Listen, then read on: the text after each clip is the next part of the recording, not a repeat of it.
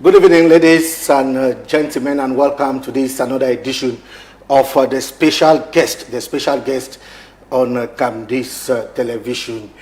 Mesdames, bonsoir, messieurs, bonsoir. C'est une affaire qui a défrayé la chronique et qui défraie toujours la chronique. Affaire Amiral Joseph Fouda, le nom du conseiller spécial du président de la République, son Excellence Paul Biya, est cité dans une histoire de trafic d'influence, dans une histoire d'escroquerie. Depuis 2024 jusqu'à nos jours, de quoi s'agit-il concrètement? Aujourd'hui, nous avons la chance et l'honneur d'avoir le conseil le conseil du contre-amiral Henri Thierry Atangana. Il est avec nous ce soir. Bien le bonsoir, maître. Bonsoir, monsieur Tabi. Merci de me recevoir ce soir sur votre plateau pour que nous puissions échanger sur l'affaire contre-amiral Fouda et autres. Comment vous allez? Très bien, merci.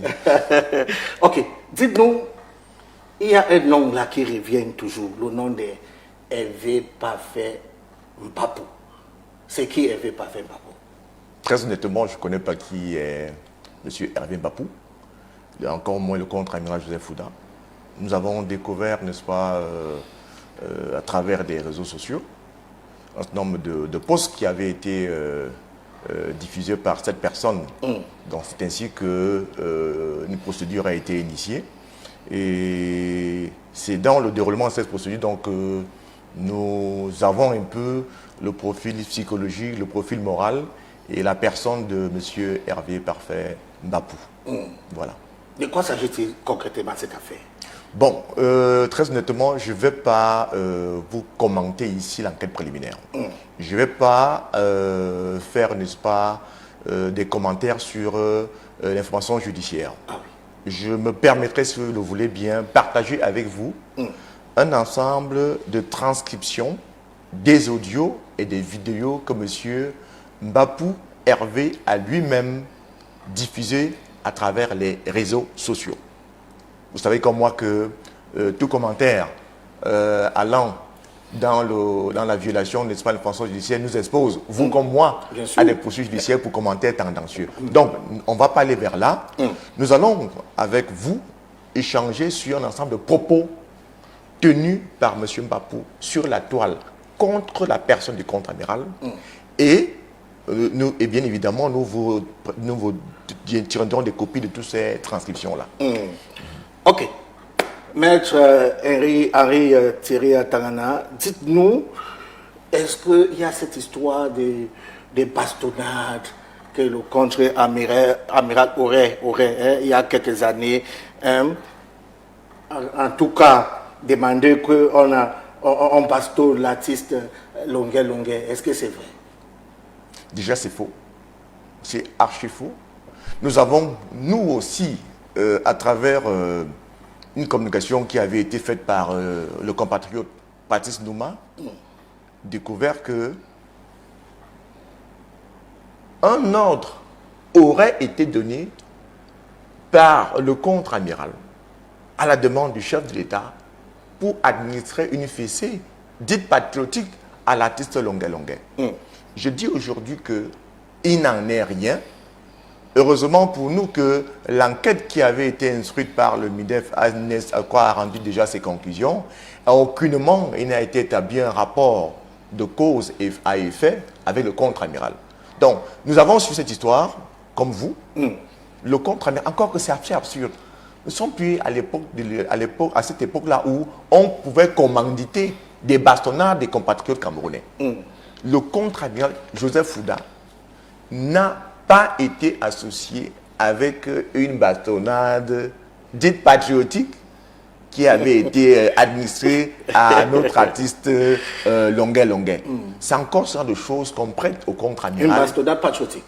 En fait, l'expression qui a été utilisée dans l'émission du compatriote Patrice Nouma, on parle de fessées patriotiques. Comment imaginer qu'un général, dans la poursuite contre-amiral, puisse appeler des forces de défense et leur instruire d'aller prendre principalement un concitoyen et le fesser. Vous imaginez bien que s'il fallait que chacun d'entre nous fasse valoir, n'est-ce pas, ses humeurs relativement à des propos tenus par une personne, on va fester tout le Cameroun. Donc vraiment, c'est une histoire encore absurde qu'on a voulu prêter au contre-amiral, mais il n'en est rien. Le contre-amiral, comme je disais tantôt, est le conseiller spécial du président de la République pour les stratégies de défense et de sécurité. C'est vrai que nous avons aussi également appris dans les réseaux sociaux que certainement il y a les recommandations pour libérer certaines personnes devant les tribunaux, les recommandations données, bien évidemment, par le contre-amiral. Est-ce que c'est vrai? Non, non, non, vraiment. Monsieur Tabik Lasson, vraiment, je crois que vous êtes au même niveau d'information que nous. Parce que nous avons aussi appris. Aujourd'hui, nous faisons un effort de suivre tous les lanceurs d'alerte. Nous faisons un effort de suivre tous les communicateurs qui, à un moment donné, vont citer dans du contre-amiral. Je parlais par exemple de Marlène Voutou, qui fait de très belles chroniques. Il y a le compatriote Patrice Nouma. Il y a par exemple monsieur Boris Bertol, qui fait des communications sur l'affaire contre-amiral. Vous avez par exemple monsieur Bienton, parce qu'aujourd'hui, il ne s'agit pas de refuter de façon absurde tout ce qui est dit du contre-amiral. Lorsqu'il y a une information qui est diffusée sur la toile, le contre-amiral nous instruit de nous renseigner. Parce qu'avant, on lui prêtait justement de ne pas suivre. Aujourd'hui, nous suivons. Mais la toile, c'est la toile. Hein? La toile, c'est vrai. Mais à travers une dénonciation sur la toile, on peut découvrir derrière des faits avérés. Il en est donc de cette histoire dont vous parlez. Parce que justement, il nous a été rapporté que le contre-amiral, depuis des années, valide en signant de son nominatif, de son grade, des recommandations adressées à des institutions pour des personnes précises. C'est l'occasion de vous dire ici aujourd'hui que le contre-amiral, même s'il peut le faire, il faut qu'on soit d'accord, il peut le faire s'il en avait convenance, mais le contre-amiral Joseph Fouda, conseiller spécial du président du Cameroun, n'a jamais recommandé quelqu'un pour qui que ce soit, en apposant son nom et son nominatif, qui puisse être au ministère de la Défense. Parce qu'il y a tellement de choses, comme ce qui se passe également à Douala. On nous fait comprendre qu'il y a même les dealers de drogue aussi du côté du littoral, que le contre-amiral certainement traite avec ces personnes-là. Il y a tellement de choses sur la toile, Maître Tangana. C'est pour ça que je t'entends qu'il y a des choses sur la toile, mais il y a des faits. Pour ce qui est de cette affaire de drogue, je vais vous surprendre, M. Tabik Lasson. Nous avons appris que le contre-amiral parrainait des dealers de drogue du côté de Douala. Et la chance a voulu que nous soyons interpellés par la famille de personnes détenues à la prison de Newbel, qui dénonçait le fait que monsieur le contre-amiral serait justement le parrain de certains dealers. Monsieur Tabik Lasson, nous avons fait le transport pour la prison de Newbel, où nous avons effectivement rencontré deux personnes. Détenus Deux détenus à la prison de Newbel. Par rapport aux affaires de drogue? Pas par rapport aux affaires de drogue, par rapport à une histoire de drogue, pas une histoire de blanchiment d'argent, c'est assez compliqué. Comme l'affaire passe encore devant le juge, du juge militaire, nous ne pouvons pas en commenter. C'était que ce qui nous déplaçait, c'était les faits qu'on prêtait au contre-amiral. Et l'audition faite par voie d'huissier de ces deux personnes nous a surpris, parce que ces deux personnes nous ont appris que le contre-amiral était le parrain d'un grand dealer de drogue se trouvait quelque part vers Bonanjo. L'occasion ici pour nous de dire que vraiment ces informations sont fausses, et nous mettons au défi quiconque de nous pour rapporter la preuve que un jour il a apporté un bien ou de l'argent qu'il a remis au contre-amiral. Je crois que dans le déroulement de cette émission, je pourrais vous expliquer un peu comment est-ce que les gens procèdent pour obtenir auprès de certains concitoyens Non, des faveurs, dites-nous, allons-y. des... Dans le vif du sujet, oui. A dit que nous sommes dans une espèce de mafia où des gens se font passer pour des proches du contre-amiral Joseph Foula. Ils vont vers des individus en leur miroitant soit des nominations, soit des faveurs. J'ai encore été très surpris il y a quelques jours, n'est-ce pas, d'une chronique encore de Mme Marlène Mvoutou, où on nous apprenait que le contre-amiral aurait reçu un président directeur général d'une haute institution bancaire. Voilà ce genre de conneries qu'on laisse croire aux gens. En fait, ce qui est constant, M. Tabi Garçon, c'est que le premier réseau qui est égyptien le nom du contre-amiral. Il y a beaucoup de réseaux. Il y a beaucoup de raisons, en fait. Il y a beaucoup de raisons. Parce que ce dont je vous parle, date d'il y a quelques jours, hein, c'est-à-dire que des gens continuent de laisser croire qu'elles ont été reçues par le contre-amiral. Il y en a qui continuent de se faire passer pour le contre-amiral. Je vais vous raconter une histoire. Il y a monsieur Biemton, qui dans une de ses chroniques faisait, n'est-ce pas, état, n'est-ce pas, de ce que un jeune homme décédé aujourd'hui, père son âme, monsieur Nga Stéphane, qui dans les bureaux se trouvait à Bastos, et l'un de ses collaborateurs, monsieur Tabi Garçon, avait coutume de dire que le contre-amiral se rendait régulièrement chez monsieur Nga Stéphane, il y allait avec des femmes, il recevait des gens, c'est ensemble. Le contre-amiral Joseph Foula se retrouve à Bastos avec des copines. Alors, nous l'avons approché. C'est Nga Stéphane? Non, pas Nga Stéphane. Nga Stéphane est aujourd'hui décédé. C'est-à-dire le particulier de M. Nga Stéphane. Okay. Sauf que, quand on lui oppose la photo du contre-amiral, celle qu'on peut trouver sur les réseaux sociaux, il dit, non, c'est pas le contre-amiral ici, là. Nous lui avons montré une autre photo d'un colonel en retraite. Il dit, oui, voilà le contre-amiral. On dit, non, monsieur, vous faites erreur. Ça, c'est pas le contre-amiral. Voilà le genre d'histoire, donc, nous vivons au quotidien. Et je vais puis vous rassurer que il y a une enquête, une procédure qui va être enclenchée à nouveau. Parce que le contre-amiral est péremptoire. Contrairement à ce qu'on pense, tant qu'une décision de justice n'est pas rendue pour déterminer de façon précise les personnes qui ont usurpé son nom, cette histoire ne s'arrêtera pas. Qui sont même les victimes dans cette histoire de trafic, dans cette histoire d'escroquerie? Les victimes se comptent partout. Les hommes politiques en sont victimes. Les hommes d'affaires en sont victimes. Des hauts gradés de l'armée en sont victimes. Les magistrats en sont victimes. Donc il n'y a pas une classification des victimes. Et ce qui est gênant en fait, M. Tabi Garçon, c'est que j'échangeais dans le parcours qui nous a conduit à New Douala. Nous avons été approchés par un individu dont je peux faire le nom. Je me dis qu'en fait, je voulais justement vous rencontrer parce qu'on vous a vu parler à la télévision la dernière fois. Vous semblez être plus proche du contre-amiral.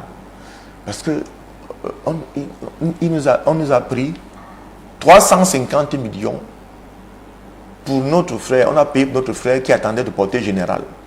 Attends, qui vous a pris l'argent? 350 millions. 350 millions. Je vous parle des faits qui remontent il y a quelques jours. Le contre-amiral n'envoie pas des gens aller faire, n'est-ce pas, du marketing, du raquettage. C'est-à-dire que, alors, moi, à moi de leur dire, mais vous parlez même de quoi en fait? Est-ce que c'est le contre-amiral qui nomme les généraux? Il y a tout un processus. C'est pas à moi de révéler ça, de vous révéler ça. Quand vous entrez, n'est-ce pas, dans un réseau comme celui-là, il faut en payer le prix. Et moi, je leur ai dit, et c'est très simple, il serait plus judicieux pour vous de saisir les instances judiciaires. C'est ce qui, pour moi, semble plus être une escroquerie.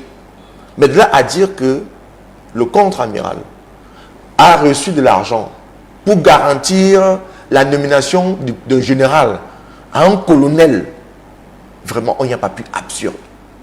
Et c'est l'occasion aussi de dire, rappeler aux téléspectateurs, à la communauté nationale et internationale que le contre-amiral n'a jamais envoyé quelqu'un pour qui que ce soit, pour prendre l'argent pour des services qu'on pourrait lui rendre. Je vous ai pas dit encore. J'ai eu à échanger pendant plus de 2 ou 3 heures avec M. Patrice Nouma, notre compatriote qui est aux États-Unis. Parce que dans, justement, une des chroniques de M. Baptiste de Bapou, dont nous avons une transcription, il avait laissé entendre qu'il avait remis à M. Nouma des documents volumineux sur un réseau d'arnaques qui s'étendait jusqu'à l'extérieur. Et je puis vous dire que des échanges que j'ai eus avec M. Patrice Nouma, il apparaît que les victimes ne sont pas seulement au Cameroun. Il y en a dans le monde entier. Mais malheureusement, et ce qui nous gêne, et je peux comprendre, n'est-ce pas, la gêne de ces personnes. Vous imaginez un peu un ministre qui va venir vous dire qu'on m'a pris 300 millions destinés au contre-amiral. Vous imaginez un directeur général au Cameroun venir vous dire qu'on m'a pris 600 millions destinés au contre-amiral. Vous imaginez un entrepreneur venir vous confier qu'on m'a pris 800 millions destinés au contre-amiral. Non, vous savez pourquoi, M. David Glasson? Non. Parce que dès que vous avez fait une révélation comme celle-là, au-delà de ça des dénonciations, vous interpellez, n'est-ce pas, les officiers de police judiciaire, vous interpellez, n'est-ce pas, la NIF. Parce qu'au-delà de tout, il y a manifestement des actes de corruption, de tentatives de corruption. Et vous savez comme au Cameroun que le corrupteur comme le corrompu sont passibles, n'est-ce pas, de poursuites pénales. Donc, et c'est ça qui est gênant aujourd'hui. Parce que les victimes qui nous approchent vous font des révélations extraordinaires, mais elles n'ont pas le courage de saisir les magistrats compétents pour qu'une enquête soit ouverte. Du coup, qu'est-ce que nous faisons? Nous écoutons. Nous pouvons que faire que ce que nous faisons là, à dire, rappeler aux uns aux autres que le contre-amiral Joseph Fouda n'envoie pas des gens percevoir de l'argent à lui destiné pour quoi que ce soit. Vous avez dit tout à l'heure que le contre-amiral est décidé à voir son nom être lavé dans cette histoire. Donc d'aller jusqu'au bout. Bien sûr. En ce qui concerne la justice. Bien sûr. À ce niveau, nous n'avons plus de soucis à nous faire. Toutes les incriminations qu'on a prêtées au contre-amiral, le travail dynamique qui a été fait avec le concours de Maître Noudou Bialo, avocat au barreau, Maître Noudou Bialo, Jean-Pascal, qui est notre capitaine en fait, un travail de fond a été abattu. Nous avons déjà réuni un arsenal de preuves. Nous avons les noms, nous avons les commanditaires, nous avons le schéma. Sauf que pour ne pas aller, pour ne pas embrasser plusieurs batailles, nous attendons sereinement que l'information judiciaire qui est en cours... Il y a plusieurs batailles. Il y a plusieurs batailles. Il y a plusieurs réseaux. M. David Glasson, il y a plusieurs réseaux. Le contre-amiral aujourd'hui se comporte comme dans un combat de boxe.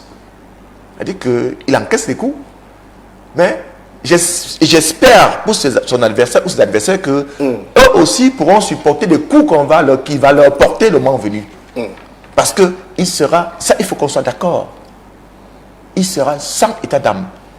Et puis d'une fois, il a précisé que quelles que soient les personnes qui ont utilisé son nom, son grade et son titre pour arnaquer, fussent-elles des membres de sa famille, elles vont être présentées devant le magistrat pour répondre de leurs actes. Et nous l'avons déjà fait une fois. Il y a en 2023. Les membres de la famille qui, bien sûr, qui le font. Nous le reconnaissons. Okay. Il y a une décision qui a été rendue déjà au tribunal de première instance d'Ekounou, où un proche parent du contre-amiral a pris l'argent à un individu. Nous l'avons su. Une procédure a été enclenchée. Il a été condamné. Donc si une personnalité comme celle-là en arrive à exposer et même sa famille qui ont pris l'argent des personnes, imaginez le sort qui sera réservé aux autres. Sauf que ce n'est pas nous qui punissons, c'est la loi qui punit, à charge pour nous d'en rapporter la preuve que nous avons déjà constituée. Maître, oui. Dites-nous, il y a un nom qui revient sur cette affaire, j'ai lu quelque part dans les réseaux sociaux, le magistrat Mbaga. Est-ce que le contre-amiral connaît le magistrat Mbaga? Pour être vrai, M. David Glasson, le contre-amiral a été approché informé de ce que un magistrat Mbarga voulait lui offrir un tableau, lequel tableau il n'a jamais réceptionné. Nous parlons français. Il n'a jamais réceptionné. Et puis, nous avons été surpris, comme vous, parce que j'imagine que vous faites allusion à l'audio de M. Bapou, où il parle, n'est-ce pas, d'un magistrat Mbarga qui serait qui intervient pour le compte du contre-amiral dans les... En tout cas, l'audio est sur la toile. Non, vraiment, je précise aujourd'hui que le contre-amiral n'a jamais mandaté un magistrat Mbarga pour quoi que ce soit. Quand le contre-amiral, s'il en avait besoin, veut entrer en contact avec des personnalités du parquet ou du siège, il sait comment faire. Pour que, s'il faille même appeler, que la personne qui reçoit le coup de fil en ait la conviction de façon irréfutable. Donc, nous avons suivi cette histoire, nous suivons encore son nom, qui revient de plus en plus d'Mbarga. Il va vers des gens, il va vers des magistrats, il va vers des personnes au nom du contre-amiral pour obtenir des faveurs. C'est l'occasion ici pour nous de préciser que le contre-amiral Joseph Fouda n'est pas parenté avec ce magistrat Mbarga. Le contre-amiral Joseph Fouda n'a jamais envoyé le magistrat Mbarga accomplir quoi que ce soit en son nom et pour son compte, soit auprès des personnalités politiques, administratives ou judiciaires. Donc là, vous dites que le contre-amiral ne fait pas dans le trafic d'influence. Du tout. Du tout, M. Tarik Larson. Parce que ce que les gens ne savent pas, c'est que le contre-amiral, dans la position qu'il occupe, il sait mieux que quiconque qu'il faut respecter les institutions. Qu'il faut respecter les institutions. C'est-à-dire que même quand il est convoqué, beaucoup étaient surpris d'apprendre que le contre-amiral s'est déplacé. Il est arrivé au gouvernement. Il a été entendu sur procès verbal. Il a signé lui-même ses procès verbaux. C'est vrai que quand il n'est pas là, et qu'il y a une urgence relativement à l'affaire Bapou, il y a des mandataires. La loi ne l'interdit pas, il faut qu'on soit d'accord. Mais quand il est au Cameroun, quand il est cité dans une affaire, il se déplace lui-même. On ne peut ne pas respecter les institutions dans la posture du contre-amiral qui puisse être conseiller spécial du président de la République du Cameroun. Vous imaginez un peu le schéma? Et c'est quand même un monsieur discret, le contre-amiral, mais très efficace. Toutes les personnalités de bonne moralité sont discrètes. Toutes les personnalités qui respectent les institutions sont discrètes. Ça, il faut qu'on soit d'accord. Ok. J'ai cité aussi un nom, parce que j'ai aussi suivi ce nom de Thierry Roland et nom. Thierry Roland et non, je vais vous dire, je vais vous faire une confidence. Moi, je le connais personnellement. Ok. C'est un petit frère que j'ai connu il y a trop longtemps. Donc, quand cette affaire commence à courir, malheureusement, l'interpellation de Thierry Hénon arrive alors que nous avions engagé notre procédure. Et Thierry Hénon m'avait déjà confié qu'il ne connaît pas le contre-amiral. Il n'a jamais rencontré. Tout ce qu'on racontait, on disait de lui là, il ne connaît pas. Et comme nous l'avions dit lors de notre conférence de presse, le contre-amiral Jeff Fouda lui-même aussi n'arrive pas à comprendre ce que Thierry Hénon fait en détention. Mais vous savez que le juge étant souverain, le juge d'instruction est souverain, et il conduit, n'est-ce pas, son information judiciaire à sa convenance. Nous attendons. Thierry Hénon, très honnêtement, nous n'avons jamais déposé de plainte contre lui. Ça, il faut qu'on le précise aujourd'hui, comme nous l'avions déjà réitéré par notre conférence de presse.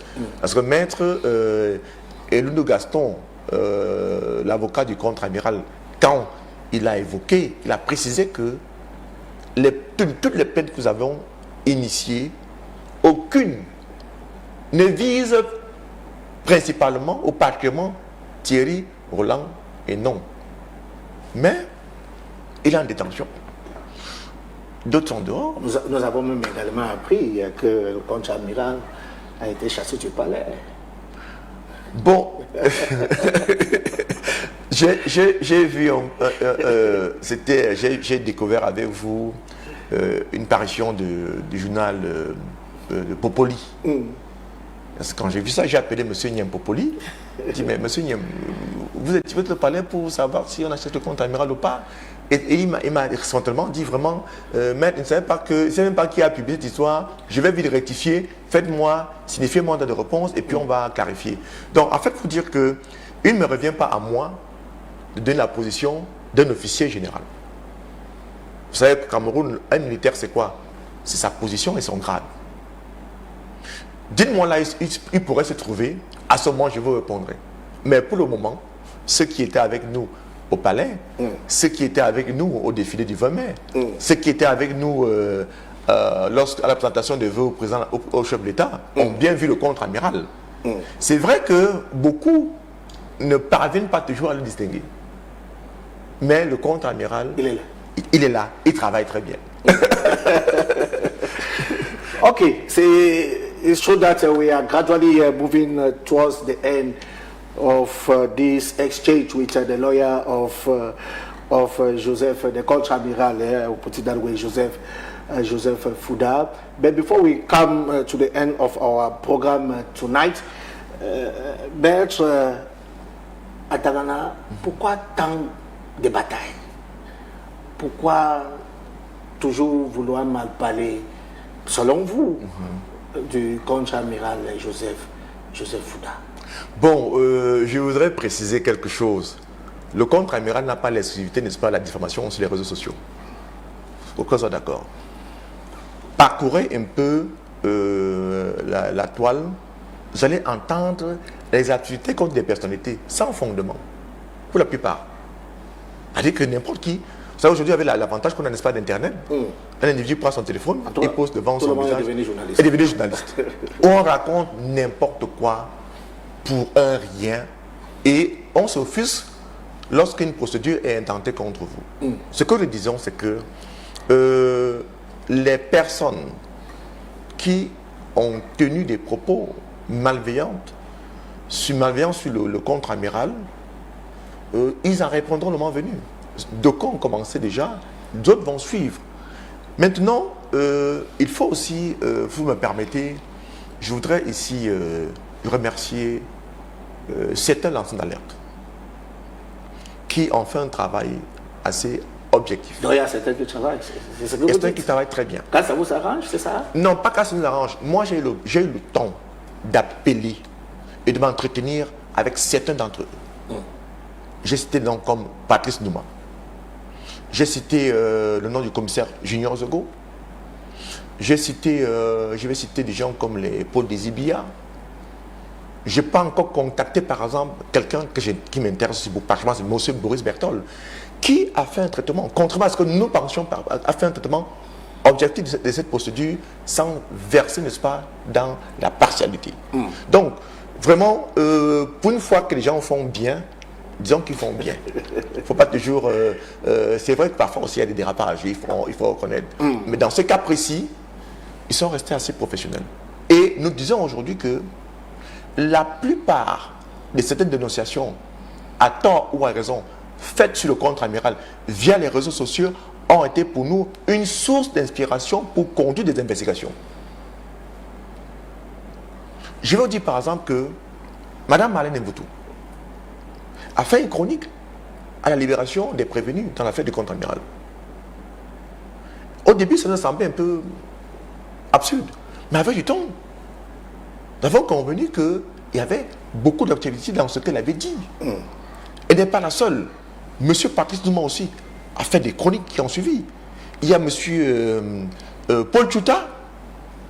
Vraiment, c'est pour une fois, je dois reconnaître que dans cette affaire, ils sont restés assez subtils. En tout cas, c'est de la diffamation contre le contre-amiral Fouda. Oui. C'est de ça qu'il s'agit. C'est de ça qu'il s'agit. Oui. On veut discréditer l'image du contre-amiral auprès du chef de l'État, c'est ça?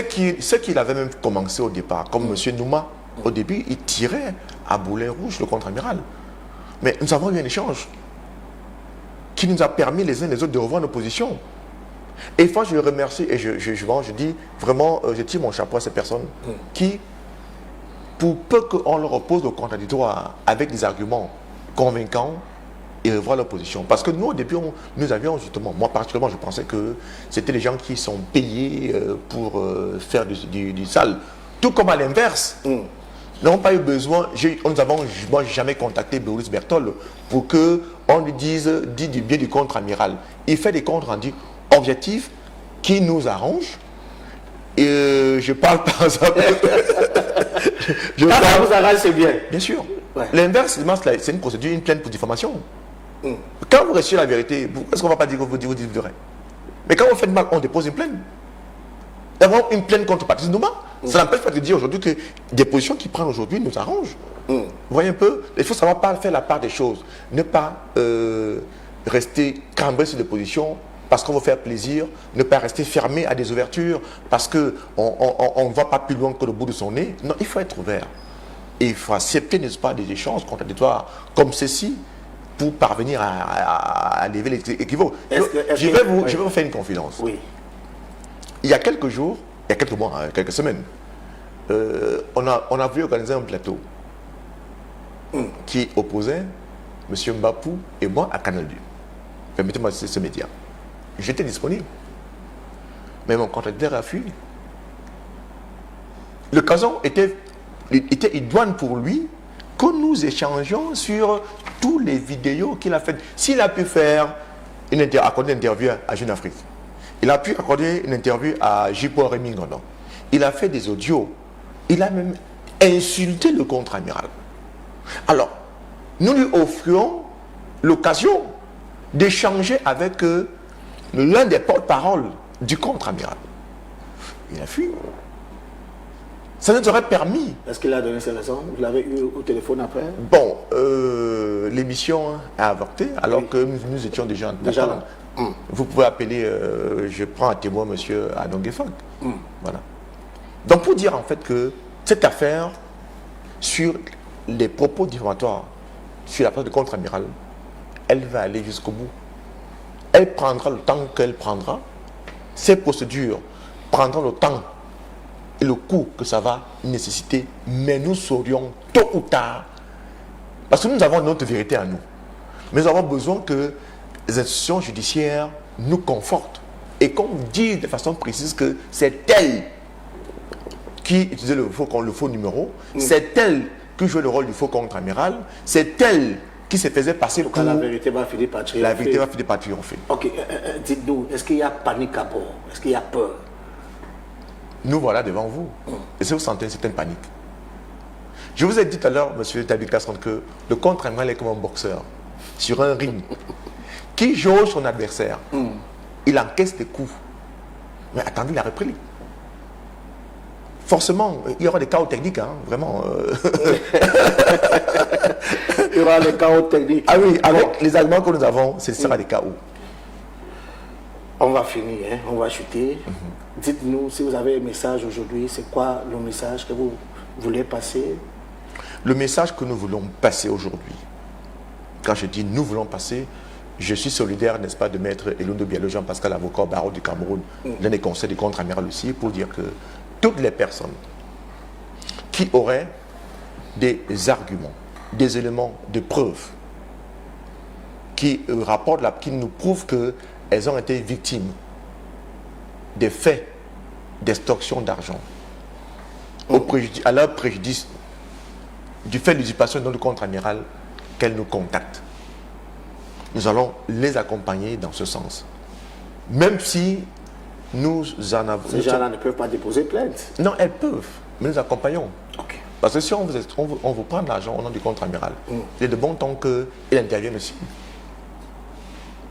Bien sûr. Soit comme témoin pour dire non, l'argent qu'on vous a pris là, vraiment, je n'en sais trop rien. Je sais que le cas, n'est-ce pas, de ce colonel à qui on a pris 350 millions, prétendument destiné au contre-amiral à la douane. Ce sont des faits. Et ce n'est pas le seul. Donc, le message est celui-ci.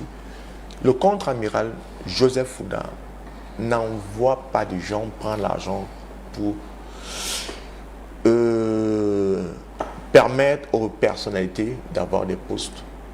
Il ne fait pas des recommandations, même s'il le pouvait, pour des promotions ou quoi que ce soit. Il s'est montré jusqu'à présent, 33 ans, à cause de cela, assez discret comme vous l'aviez relevé, il s'est montré assez réservé. Ce n'est pas aujourd'hui qu'il va se compromettre. Les personnes qui ont osé utiliser son nom, qu'elles restent bien assises sur leur fauteuil, elles en répondront, monsieur Tabi Clarkson. C'est ce que nous disons aujourd'hui. Cette affaire ne peut pas s'arrêter dans si bon chemin.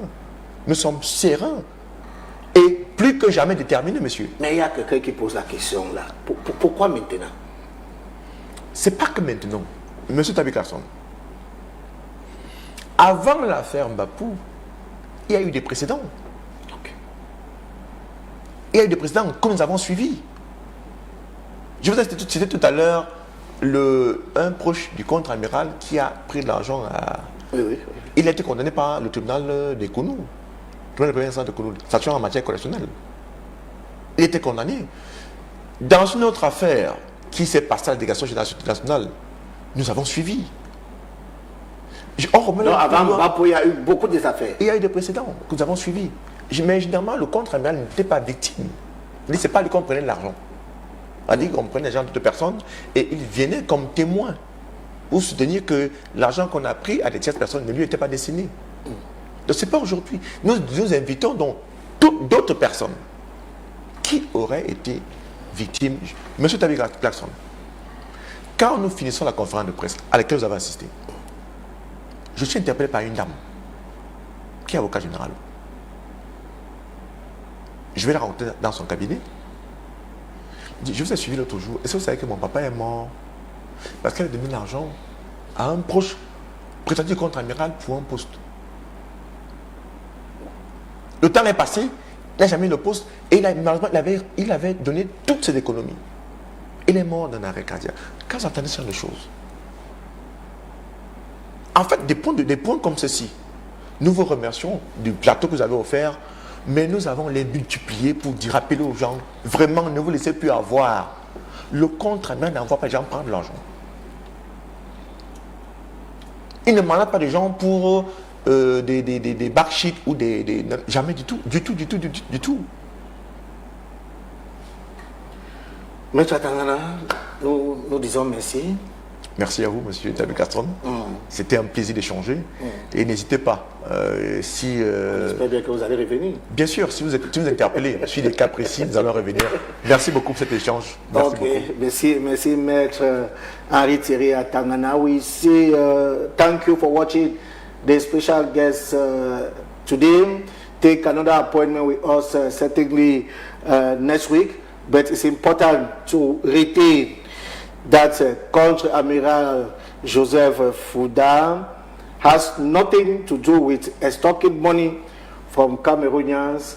He's a clean man, and that is what his lawyer is saying, that the truth will be known and the truth has to be spoken. La vérité finit toujours par triompher. C'est vrai que le conseiller spécial du chef de l'État, le contre-amiral Joseph Fouda, comme je l'ai dit tantôt, c'est un homme très discret, 33 ans aux côtés du président de la République, ce n'est pas donné.